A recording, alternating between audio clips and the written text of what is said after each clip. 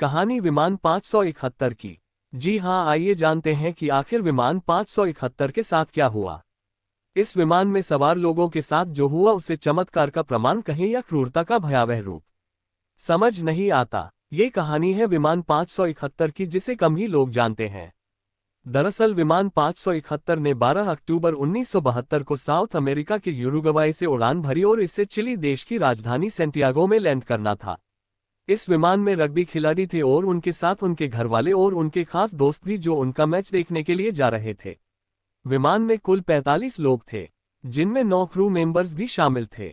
ये फ्लाइट लगभग 3 घंटे में अपनी इस उड़ान को पूरा करने वाली थी और इसी रास्ते में उन्हें बीच में एंडीज पर्वतमाला को भी पार करना था। कुछ समय चलने के बाद मौसम की खराबी के कारण फ्लाइट को बीच में ही अर्जेंटीना के मेंडोस में इमरजेंसी लैंडिंग करवाई गई। अब अगले दिन यानी 13 अक्टूबर 1972 को फ्लाइट को वापस उड़ान भरने की प्लानिंग की गई। हालांकि मौसम अभी भी बेहद खराब था, लेकिन उनमें से एक पायलट को काफी अनुभव था। वह इस रूट पर अब से पहले करीब 29 बार जा चुका था। यही सब सोचकर फ्लाइट को 13 अक्टूबर को पुनः उड़ाया गया। ये फ्लाइट अब 1 घंटे में सैंटियागो पहुंचने वाली थी। विमान करीब 18,000 फीट की ऊंचाई पर उड़ रहा था। मौसम बहुत खराब हो गया, विजिबिलिटी कम हो चुकी थी, लेकिन पायलट अपने अनुमान से फ्लाइट को उड़ाते रहे। उन्हें कुछ भी नहीं दिख रहा था। करीब 1 घंटा बीत जाने के बाद पायलट को लगा कि हम सैंटियागो पहुंच गए हैं, तो उन्होंने एटीसी से फ्लाइट को लैंड करवाने की अनुमति मांगी। एटीसी ने पूछा कि क्या आप पहुंच गए हैं, तो पायलट ने हाँ जवाब दिया। एटीसी ने अनुमति दे दी और कहा कि आप विमान को 11,000 फीट एल्टीट्यूड पर ले आओ। पायलट ने ऐसा ही किया, लेकिन जब वो 11,000 फीट पर आए तो उन्हें कुछ चीजें विजिबल हुई। अब उन्हें पता लग गया था कि हम सैंटियागो नहीं पहुंचे हैं, बल्कि अभी तक हम एंडीज पर्वतमाला की पहाड़ियों में ही है। उन्होंने तुरंत एल्टीट्यूड बढ़ाने की कोशिश की और विमान को वापस ऊपर ले जाने की कोशिश की, लेकिन अब तक बहुत देर हो चुकी थी। विमान का पिछला हिस्सा एक चोटी से टकराया और उड़ गया, जिससे पीछे बैठे 3 लोग हवा में ही उड़ गए और आगे के यात्रियों की हालत बिगड़ चुकी थी। इतने में विमान का राइट विंग टकराकर टूट गया और राइट विंग के टूटने से विमान का संतुलन बिगड़ गया और लेफ्ट विंग भी चोटी से जा टकराया और टूट गया। अब सिर्फ विमान की मिडिल बॉडी बची थी, जो 350 किलोमीटर प्रति घंटे की रफ्तार से एक ग्लेशियर से जा टकराए। 45 में से 12 लोग अब तक मर चुके थे और 33 अभी जिंदा बचे थे, लेकिन वो भी बुरी तरह जख्मी हालत में थे और विमान 571 एंडीज की पहाड़ियों में बिखरा पड़ा था। ये तो बस शुरुआत थी, असली दर्दनाक मंजर अभी बाकी था। चिली एयरफोर्स के द्वारा सर्च ऑपरेशन चलाया गया। 3 प्लेन सर्च ऑपरेशन में भेजे गए। उन्होंने पूरी एंडीज पर्वतमाला को खोजा, पर कुछ नहीं दिखा, क्योंकि विजिबिलिटी बहुत कम थी और सफेद बर्फ की चादर बिछी थी और बदकिस्मती से क्रैश हुआ प्लेन भी सफेद रंग का था। प्लेन उन लोगों के ऊपर से जा रहे थे, लेकिन वो लोग कुछ नहीं कर पा रहे थे। रात होने के बाद वो लोग उसी क्रैश हुए विमान की बॉडी में बनकर बनाकर सो गए। उन्हें लगा सुबह तो हमें निकाल लिया जाएगा। अगली सुबह हुई, यानी 14 अक्टूबर 1972 का दिन। आज 11 प्लेन सर्च ऑपरेशन में भेजे गए, लेकिन उन्हें आज भी कुछ नहीं दिख रहा था। प्लेन लोगों के ऊपर से जा रहे थे, लेकिन वो कुछ नहीं कर सकते थे।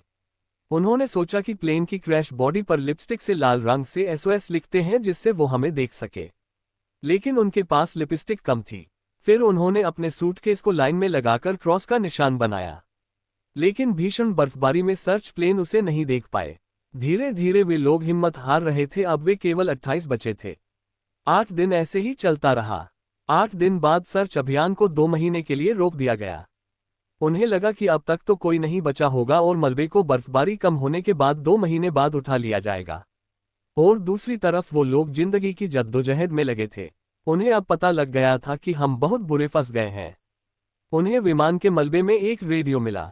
उन्होंने जब उसे चालू किया तो उनकी ही मर जाने की खबर सुनाई जा रही थी और उन्हें पता चला कि सर्च ऑपरेशन को 2 महीने के लिए रोक दिया गया है। अब उनकी बच पाने की सारी उम्मीदें टूट चुकी थी। उनके पास खाने के लिए भी कुछ नहीं था। वो लोग उसी क्रैश प्लेन में रहने लगे और खाने के नाम पर जो लोग मर चुके थे उनका ही मांस काटकर खाने लगे। उनके पास दूसरा कोई चारा नहीं था। 16 दिन बाद 24 अक्टूबर को बर्फ का एक मोटा हिस्सा आकर उस प्लेन की क्रैश बॉडी पर गिरा, जिससे वह भी टूट गई और वो लोग अंदर ही दब गए और 8 और लोग मारे गए। बचे हुए 19 जिंदा लोग जैसे तैसे उस मलबे से बाहर आए।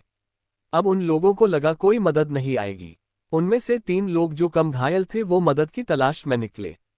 थोड़ी दूर चलने के बाद उन्हें प्लेन का एक और हिस्सा मिला। उसमें उन्हें एक बैटरी मिली। उन्होंने उस बैटरी को कम्युनिकेशन डिवाइस से जोड़कर मदद मांगने की कोशिश की, लेकिन नहीं हो पाया। 59 दिन बाद एक बर्फ का गोला और गिरा और 3 लोग और मारे गए। अब केवल 16 जिंदा बचे थे। उनमें से 3 लोग गैनेशा पराडो और विजेंटिन ने पश्चिम की तरफ पहाड़ी पर जाने का सोचा। वो लोग जैसे तैसे ऊपर पहुंचे और उन्हें पता चला कि वो गलत आ गए हैं। वहां दूर दूर तक मानव बस्ती नहीं थी। उन्होंने एक जने को वापस भेज दिया क्योंकि अब उनके पास खाना खत्म हो चुका था, और 2 लोगों ने आगे बढ़ने का निर्णय लिया। 9 दिन चलने के बाद वह 20 दिसंबर 1972 को एक नदी के किनारे पहुंचे, और वहां उन्हें 3 आदमी दिखे। उन्होंने मदद मांगी और पूरी कहानी बताई। उन लोगों ने जल्दी से आर्मी कमांडर से इस सूचना को शेयर किया, और आखिर 22 दिसंबर 1972 को करीब 70 दिन बाद उन लोगों को वहां से निकाला गया। ये वास्तव में एक भयावह मंजर था। ऐसी ही और रोचक जानकारी प्राप्त करने के लिए हमारे चैनल को लाइक, शेयर और सब्सक्राइब करें। धन्यवाद।